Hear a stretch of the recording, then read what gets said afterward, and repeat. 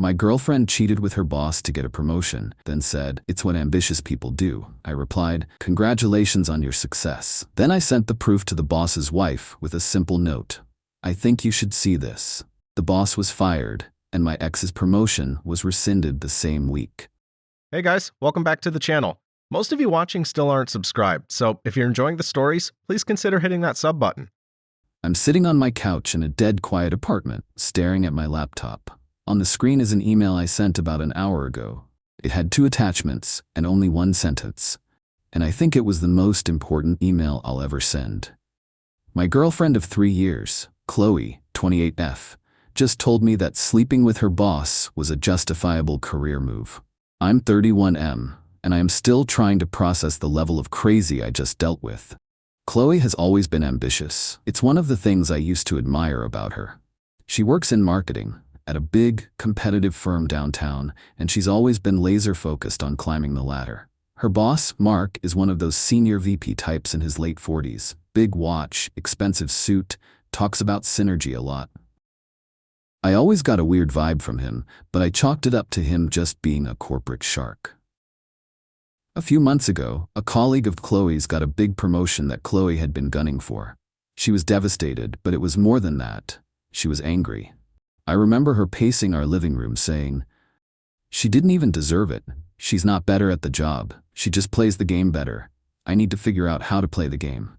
That should have been a massive red flag. Lately, things had been different.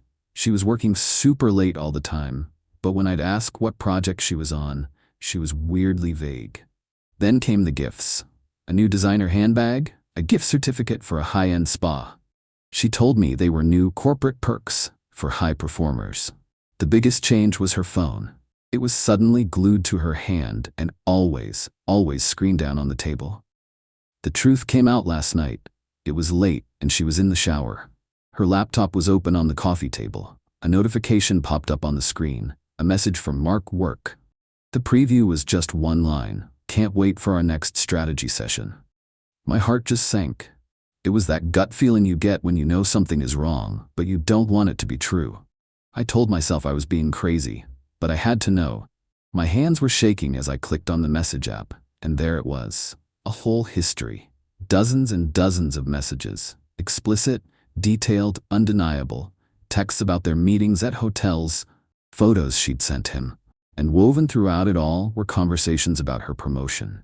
He'd write things like, "You keep me happy, and I'll make sure you get that senior analyst spot." And she'd reply, "I'm a team player." I felt sick. I almost smashed the laptop, but a different thought cut through the rage. Proof. I needed proof. I quickly forwarded the most damning half-dozen screenshots and 2 of the photos to a new email address I created on the spot. I then went into her sent folder and deleted the evidence of my forward. It was cold. It was calculated. I barely recognized myself. I waited for her to get out of the shower. She came into the living room in a robe, humming, and asked what I wanted to watch on TV.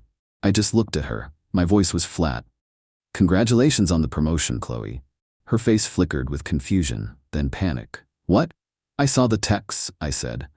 "With Mark." She didn't cry. She didn't deny it. She crossed her arms, a look of defiance on her face. And then she said it, the words that will be burned into my brain forever. "Look, Tom, I get that you're upset. But this is the real world. This is how the game is played. It's what ambitious people do to get ahead." I just stared at her. She had cheated, she had betrayed 3 years of our life together, and she was framing it as a professional achievement. She truly felt justified. I didn't yell. I didn't argue. I just nodded slowly. "Congratulations on your success," I said. The conversation was over. Our life was over. She thinks she won. She thinks I'm just going to roll over and accept this.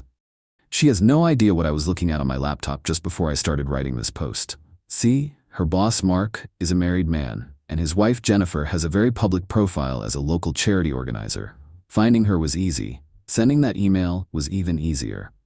The game isn't over. It's just getting started. Update 1. It's been 24 hours. The longest 24 hours of my life. I haven't slept. I've just been running on coffee and a cold, hard sense of purpose. After our conversation last night, Chloe seemed almost relieved. She actually said, "I'm glad we got that out in the open." It's better to be honest. The level of delusion was staggering. She started packing an overnight bag and told me she was going to stay with her friend Amy for a few days to give me some space to process. She fully expected to come back. As she was leaving, she touched my arm and said, "Don't throw us away over this, Tom. This was a career move, not an emotional affair. It's just business." "You're right," I said, looking her dead in the eye. "It is just business." She smiled, thinking I understood. I helped her carry her bag to the door. As soon as she was gone, I finalized my plan. I had already found Mark's wife, Jennifer, online. She was on the board of a few major local charities and had a personal blog about her philanthropic work. On the blog's contact page was an email address. It felt like a sign. I opened the anonymous email account I'd created.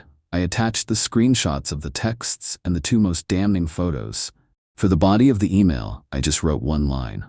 "I'm sorry to be the one to send this, but I think you should see this." I stared at the screen for about 5 minutes, then I hit send. The feeling was not satisfaction, not yet. It was just gravity. Like I'd pushed a very large boulder off the top of a very high cliff. The first hint that the boulder had landed came around noon today. I got a text from a buddy of mine, Kevin, who works in the same company as Chloe and Mark, but in a different department. His text said, "Dude, something crazy is going on here.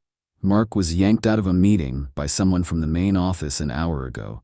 Just saw him walk by with 2 people from HR, and he looked like he was going to his own execution. Rumors are flying." I felt a grim smile touch my lips. The plan was in motion. The call from Chloe came at 4 p.m. She was hysterical. "Tom, what did you do?" she screamed into the phone. "Mark just called me. He's a mess. He said Jennifer knows. She knows everything." "How could she know? Did you tell someone?" I let her spiral for a moment before I answered, my voice calm. "I have no idea what you're talking about, Chloe. You were the one having the affair. These things have a way of getting out." "Don't you lie to me," she shrieked. "This is because of you. Mark said his wife got an anonymous email. You did this. You're trying to ruin me." "Ruin you?" I said, turning her own logic back on her. "I thought this was a business transaction. You made a deal with Mark.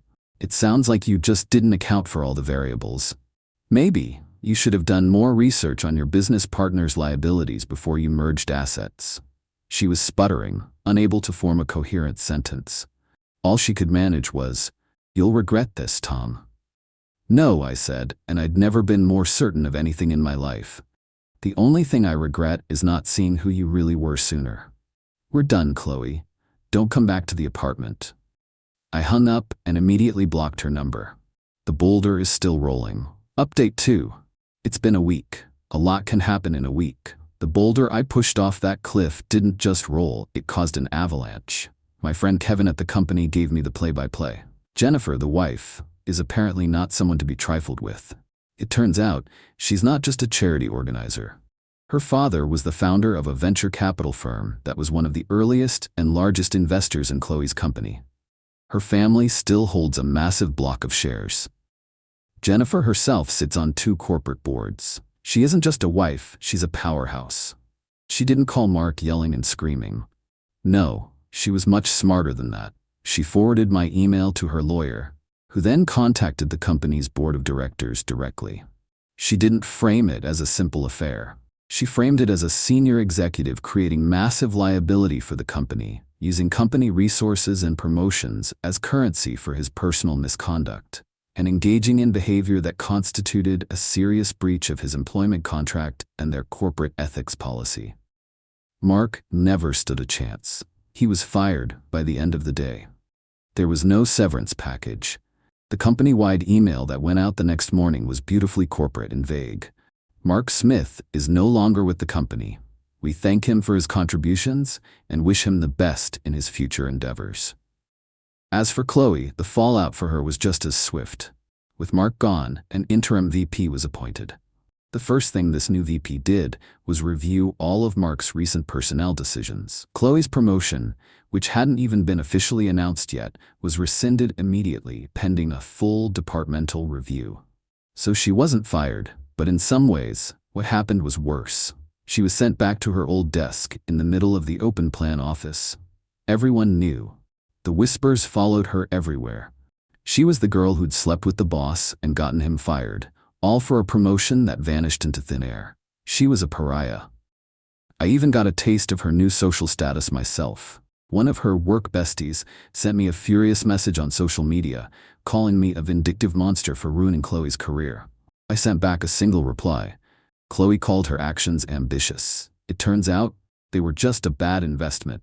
Tell her I wish her success in her future endeavors. The friend blocked me.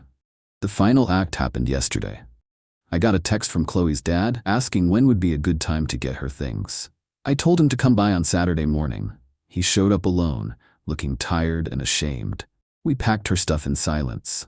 As he was leaving, he just shook his head and said, "I'm sorry, Tom. She wasn't raised like this." Just as he was about to close his truck door, Chloe herself pulled up in an Uber. She ran up to me, her face pale and angry. "You ruined my life," she yelled. "My career is over because of you." "No, Chloe," I said, not raising my voice. "Your career is in this state because you made a deal with a married man and it blew up. You gambled and you lost. I just showed the other players at the table what cards you were holding." She just stood there, speechless for the first time since I've known her. I turned around, walked back into my apartment, and locked the door. Final update. It has been 3 months. The dust has well and truly settled, and I can finally see the landscape clearly. Chloe didn't last long at her job. According to my friend Kevin, she walked out 2 weeks after her things were moved out of my apartment. She couldn't take the glares, the whispers, and the isolation. She had made herself completely toxic. I heard she's living back at home with her parents, unemployed. The marketing and PR community in our city is small. A story like that involving a high-profile VP in a major company gets around. Her name is Mud.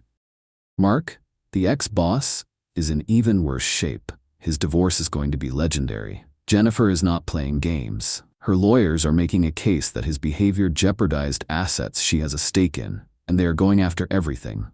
His career, at that level, is over. No one will touch him. As for me, I'm doing better than I'd ever expected. The first month was hard, untangling our lives and just dealing with the sheer shock of the betrayal. But now, it feels like a massive weight has been lifted. I feel lighter. I actually got a promotion at my own job last month. One I earned by working hard and building good relationships, not by betraying people. The irony is not lost on me. Looking back, Chloe was right about one thing. It is a competitive world, and you have to be ambitious. But there are 2 kinds of ambition.